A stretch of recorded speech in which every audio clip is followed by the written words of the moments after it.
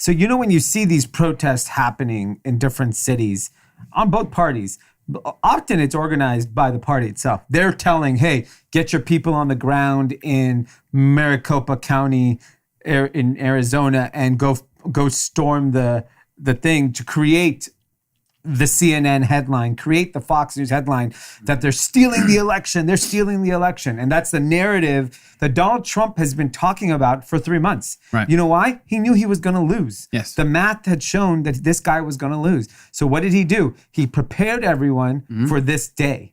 He prepared for the moment when, there's counting is taking longer. They're going to find irregularities in different parts of the country. Ballots just got dumped from Democratic suburbs. Yeah, just like, nonsense. We haven't heard any wrongdoing. I've been following all the Secretary of States from all these battleground states.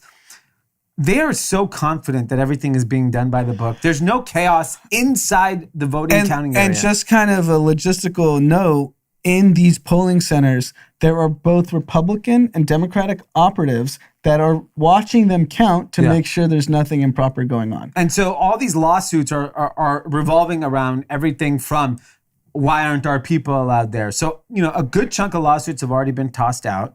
There are other lawsuits that are pending regarding potential ballots that should not be counted for, a number of reasons. So they seem to be winning a couple motions there. It's not clear what's going to happen. But the way that, if you follow 538, which is Nate Silver's website. Which actually everyone should stop following. Because he's literally been wrong on everything 2 election cycles in a row. Sure, but he's giving you just facts on what's happening on the legal side of things.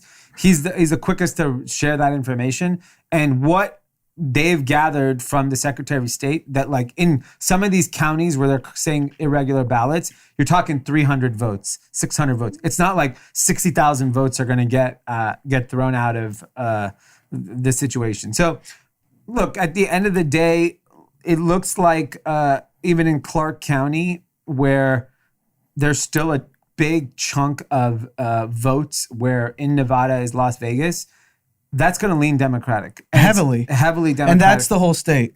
That's the whole state. So most of the votes are coming from Clark County. So if that holds up, if Nevada and Arizona come in, it doesn't even matter what happens for the rest of the country. But my gut tells me is that Nevada's going to come in, Arizona's going to come in, Pennsylvania's going to come in, and Georgia's going to come in. And it's going to, I know what I said before the election day episode, I felt that it was going to be a landslide. So here's where I was wrong. I think a lot of people, I'll say people like myself who live in Los Angeles, we are surrounded only by like-minded people. If you are a Trump supporter in LA or in California, you are the silent minority. Mm-hmm. You're silent and nobody knows you exist. Yep. Right? Except for Newport Beach.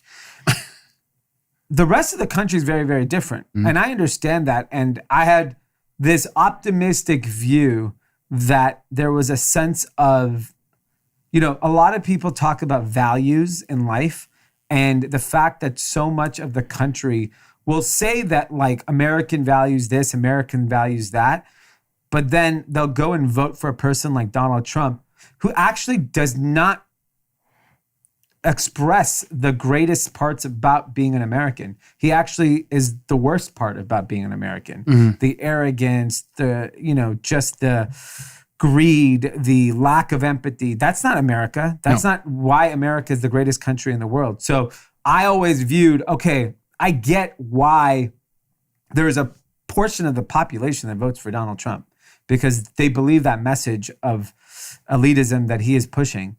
But it's crazy, coming full circle, now that we have the demographics of who voted, white people still, majority voted for Donald Trump.